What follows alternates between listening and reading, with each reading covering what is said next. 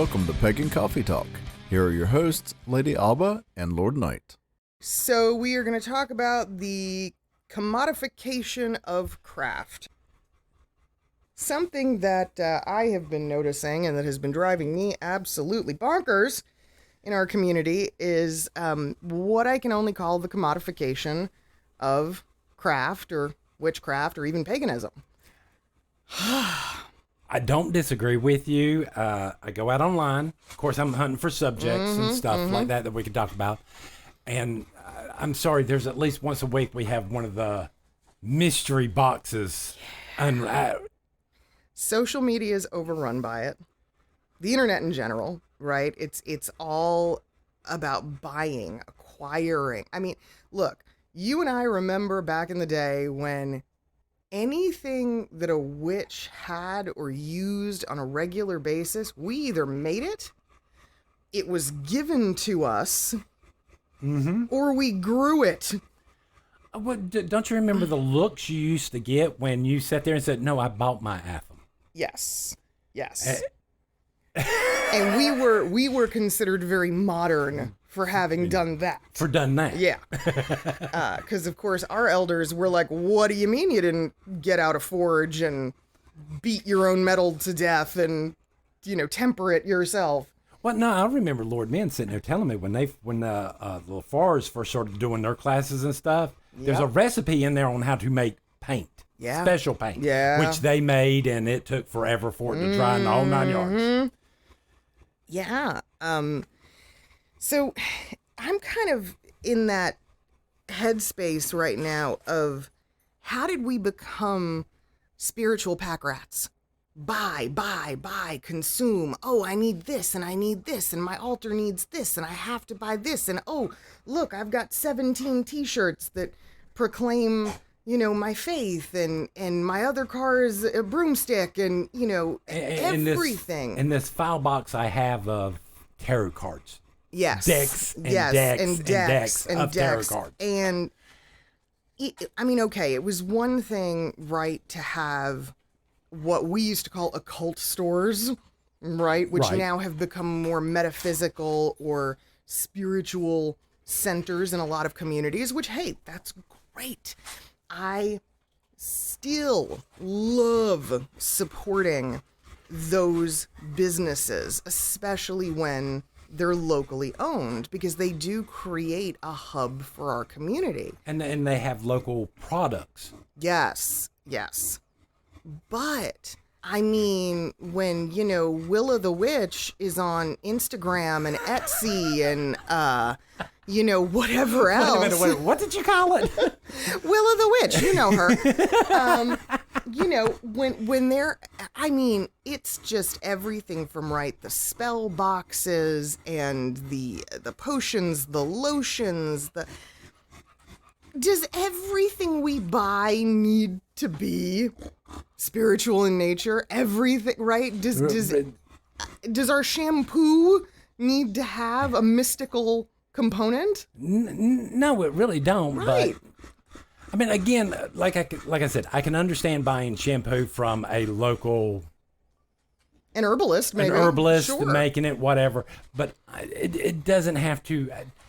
I don't need shampoo for cleansing. I think it is, yeah. I think we can agree it is utterly out of control when you can walk into a TJ Maxx or a Marshall's and buy a ready-to-go love spell kit. Right. Off the shelf in a major retailer. Well, no, here's my question. How do you feel about these people where I'll sit there and watch these people? They'll show you how to cast a spell. And then right at the end of it, they go, all the ingredients and stuff happens to be this low price at our store. Yeah. And there's other things that we're noticing too. So, I'm a big fan of heavy metal and hard rock and always have been. And look, it's nothing new for those genres and those bands and musicians to kind of align themselves with the fringe. But it's not the fringe anymore, right? And so, I remember back in the day, it was a big deal if you had the Anthrax t-shirt that was a pentagram. Yeah. But now it's like again, everyone's doing it. The band In This Moment, who I love, I think they're great. Maria Brink, the lead singer, is most likely pagan of some sort. She's never come out and said what, but that's fine.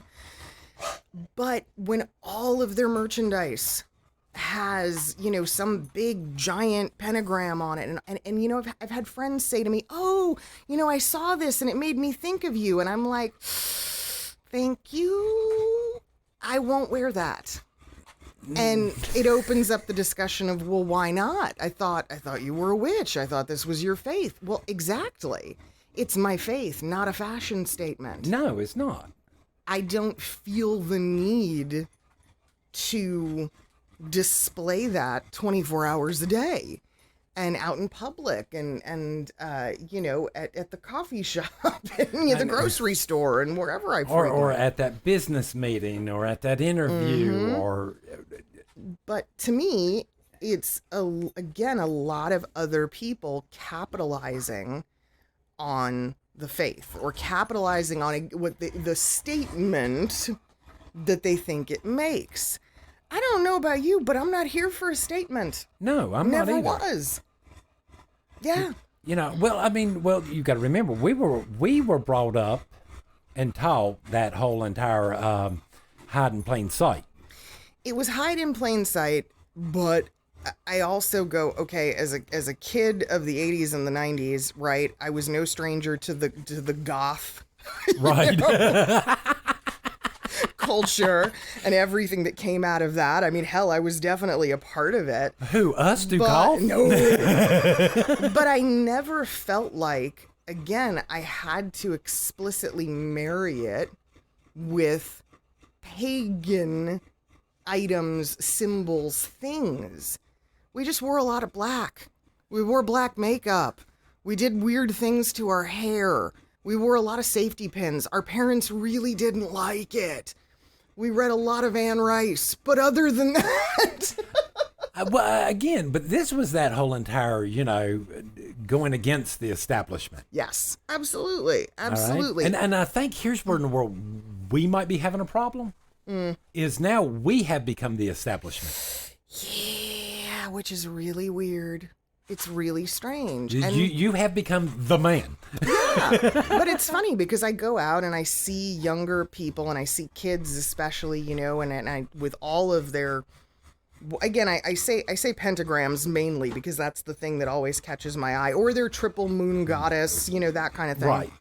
And I go, oh my gosh, you're so cute. And I'm like, they're adorable. And I just want to hug them and squeeze them and love them and put them in a little cage. But, in a good way. But they're, and they're adorable. But I wonder how many of them, again, recognize the faith component that's behind all of that. Could the marketing of our religion actually be nothing more than shot content? Yeah. I mean, and let's be honest, it's a hell of a lot of marketing right now. I mean, branding, marketing, it is everywhere. And really, there's taking, again, that step back and going, how much do I need, or what do I really need to perform this? I would hate for anyone out there to think, oh, I'm a terrible witch because I can't afford to buy this gigantic statue for my altar, or because I can't afford to buy, all of these different crystals that everyone says I need. Right. That's awful. It was never about that. Well, we talked not too long ago. We did a podcast on the craft of crafting of craft. Yeah, that means that we have to be hands-on. You have to be creative in the whole 9 yards. Yeah. All right. How many people's actually built their own altar? Not many. I mean, come on. I mean, when we're talking about this stuff and we're looking at, and me and you were looking at stuff, we have these altars, okay, that are like 2 feet high.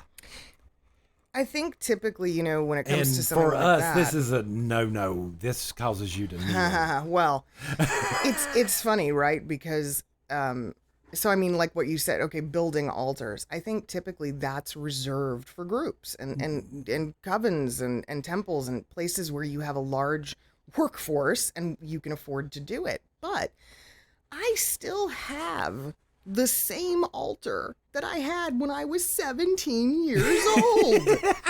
It is and it's funny, it's a 2-foot high table. I don't even think it's that tall. I think, it's probably like 16 inches off the ground. And it is a small table that I found at a thrift store.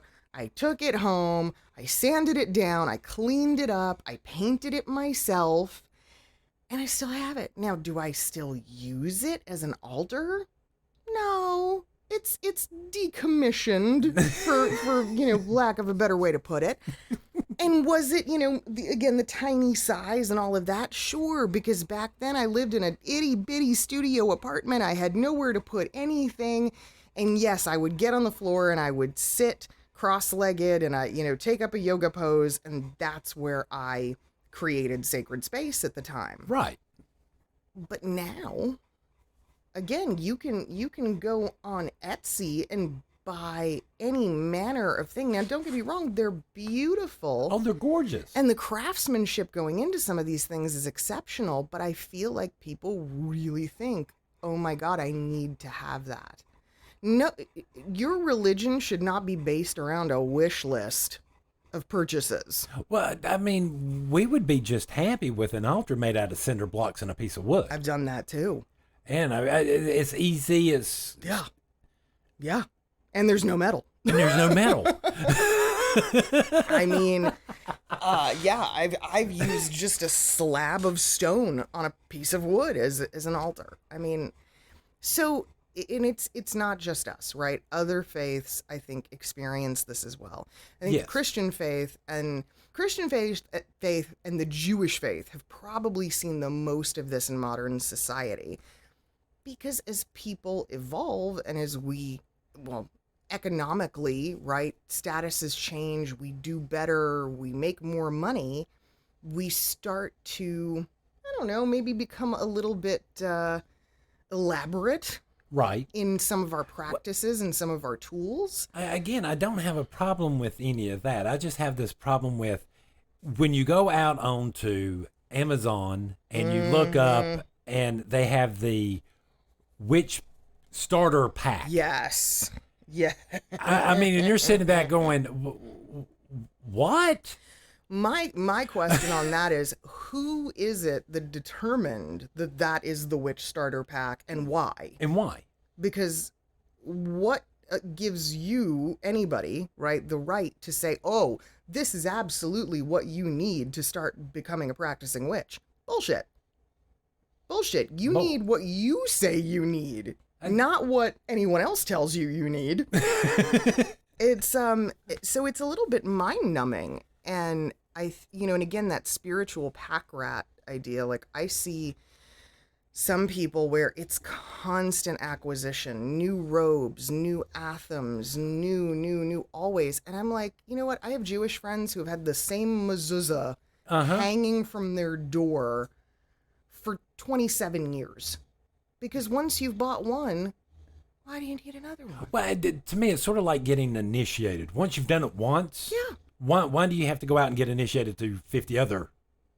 Exactly. Once is enough. And if it's taken away, again, does that make you any less of a witch? I'm still back to, and I've always argued and always will, that is more of a mindset. Mm-hmm. Yeah. Than it is. But it can be a counterintuitive mindset when, again, economics, acquisition, marketing, branding is overshadowing the beliefs. Right. That's problematic. I mean, look, I'll kind of wrap up in saying you and I remember the early days of Llewellyn Publishing. Yes. And maybe even not the early, I think maybe the second decade. I remember used to having to go to the bookstores to order the books because you couldn't order them. No, you couldn't find directly. them. Yeah. And I lived in Walden Books as a child, which most of you probably don't even know what that is. But places like that yeah, that's where in Llewellyn's early days, there were maybe a half a dozen texts at any given time that you could purchase about craft. And a lot of it was people like the Farrars, and it was Silver Ravenwolf and Scott Cunningham, right? Those were the and Ray early Buckland days. Yes, Ray Buckland. But now, holy mother, every Tom, Dick, Witch, and Jackass is out there writing book after book after book after book after book, and it's all marketing. And here's the thing, if you're out there and you've read some of these more modern titles and you're kind of going, well, they all say the same thing. You're right. They do.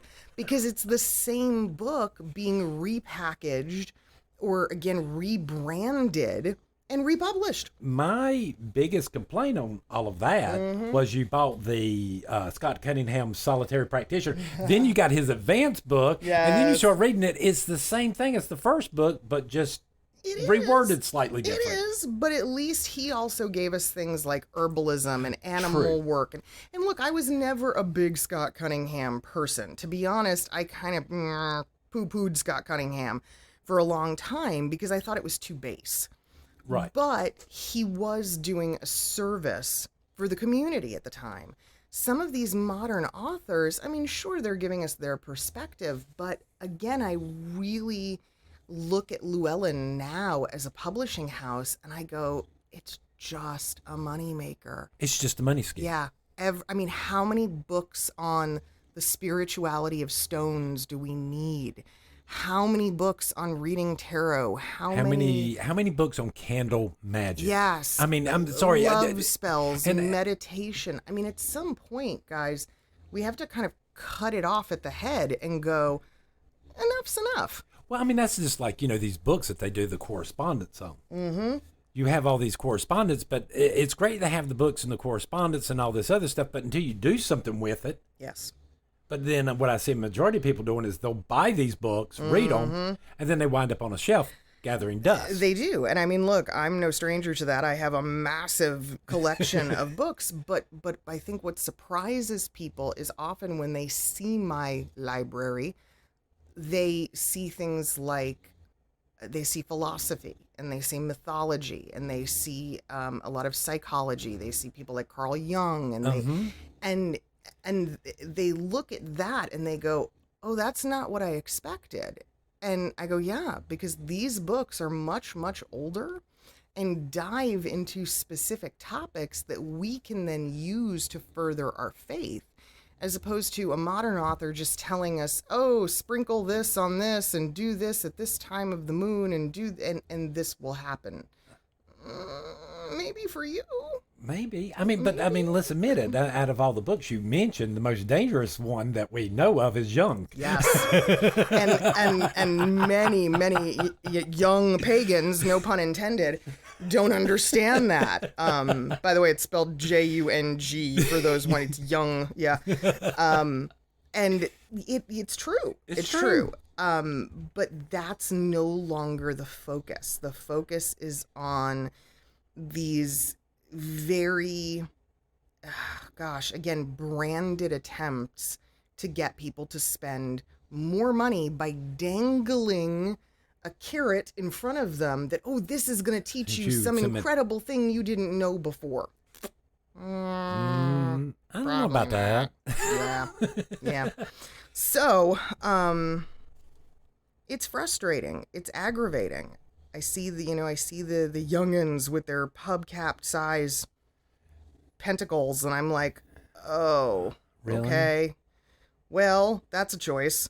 But it's not, I don't think it's a choice I will ever make, because to me, it just, again, it continues to perpetuate that whole cycle. And on and on. It's more greed. It's more. I need to find.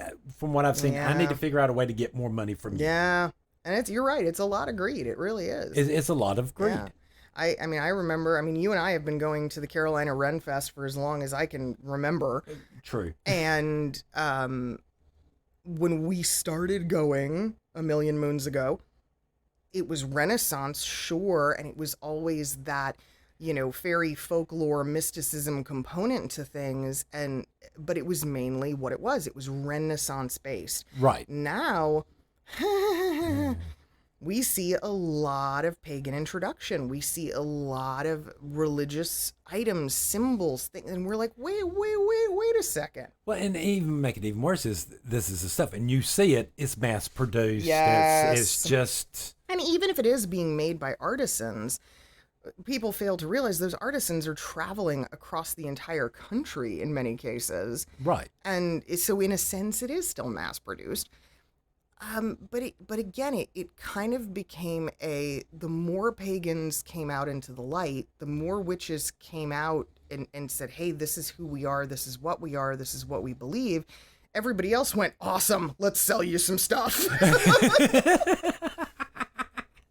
Let's market to this crowd. How can we make money off that group? Yeah, bingo. And boy, oh boy, is it working. I mean, we can all look around and be accused of this. I mean, I know I can in many instances with whether it be the way I decorate my home or, purchases that I make. I mean, look, I'm going to call you out, right? Yeah. So the other day, I think you went to Lowe's. You got this adorable flag. I mean, it's the cutest thing I've ever seen. It's great because, of course, Lord Knight has his bulldog. And it is a bulldog witch sitting on a broom in front of a moon for Halloween. It's the cutest thing ever. I adore it. I think it's, and of course, they got you. They got me. They got you. They got me. They didn't just get you on one front. They got you on two, right? We got the bulldog and the witch. That's amazing. I mean, they made that for you. Right. And look, there are going to be instances like that where we have to go, you know what? I need to buy that because that's just great. But you're not looking at that flag going, this is going to be part of next full moon. No. We're close. It's just a cute decoration. Yeah. So just bear that in mind. If that is you and you are very entrenched in the lifestyle and the culture from that standpoint, hey, great. And if that's where you choose to spend your money, that's great. But please, let's not forget the faith behind This is it. a faith. It is a belief system. It is something we believe in. It is, and it's so important. I told you about what happened to me when I went to that spiritual market recently. Yeah. And this was here in town. This was in Charlotte. I went to a spiritual market that is, I think, a monthly event, and they advertise with all kinds of, the cauldron this or mystical moon that, or, every month has a theme that's very witchy in nature. And when I approached the owner, or the organizer, I should say, and mind you, this is just, it's an artisan's market. It's crafters and people that create and do. And it was everything from candles to stones to potions, lotions, oils, artwork. I mean, it was a pretty wide array of items.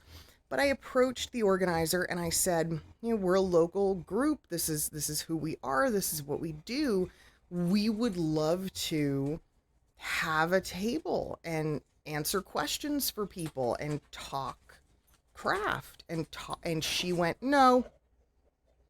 She had no desire to actually have the religious aspect represented. No, none of them do. And that blew my mind. And I was staring at this girl who was easily half my age going, what?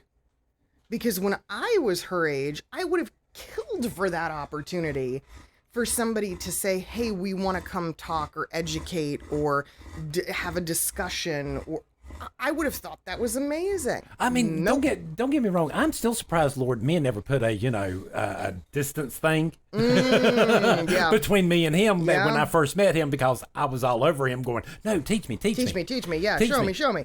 Yeah. Absolutely. But now, no, it's almost like the religion itself is the bad guy. Right. and nobody wants the structured component, the education piece. It's like nobody wants the ritual anymore. They only want spells and to manipulate their lives and those around them. Yeah. To me, it's more of a power thing. Yeah, it is. And just like, most pagans I know, we believe just like they do that those who seek power never get it. Mm-hmm. Amen to that. Especially real power. I think I'm out of coffee. Thanks for listening. Join us next week for another episode. Pagan Coffee Talk is brought to you by Life Temple and Seminary. Please visit us at lifetempleseminary.org for more information, as well as links to our social media: Facebook, Discord, Twitter, YouTube, and Reddit. We travel down this trodden path, a maze of stone and mire. Just hold my hand as we pass by a sea of blazing pyres. And so it is the end of our days, so walk with me till morning breaks. And so it is the end of our days, so walk with me till morning.